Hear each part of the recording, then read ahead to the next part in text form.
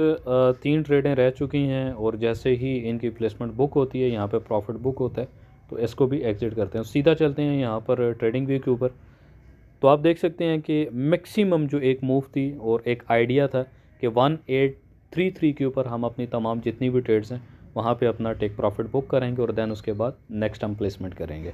बाकी अगर RSI का पॉइंट देखते हैं तो इस टाइम तक तकरीबन 30% ये जा चुका है और जैसे ही ये 30% से थोड़ा सा डाउनवर्ड करेगा, डाउनवर्ड करने के बाद बेस्ट ऑफ द बेस्ट हमारे पास जो बाय का एरिया रहेगा इस टाइम पे वो तकरीबन 1833 और मैक्सिमम जो हमारे पास एरिया रहेगा वो ये एरिया है जहाँ से हम दोबारा बाय की प्लेसमेंट ले सकते हैं। बाकी जो जो ग्रुप में है, ग्रुप को फॉलो कर रहे हैं, ऑलरेडी ग्रुप के अंदर लर्निंग दी जा रही है और साथ में इसके पॉइंट भी बताए जाते हैं। क्राइटेरिया क्या है डिस्क्रिप्शन में आपको पता चल जाएगा।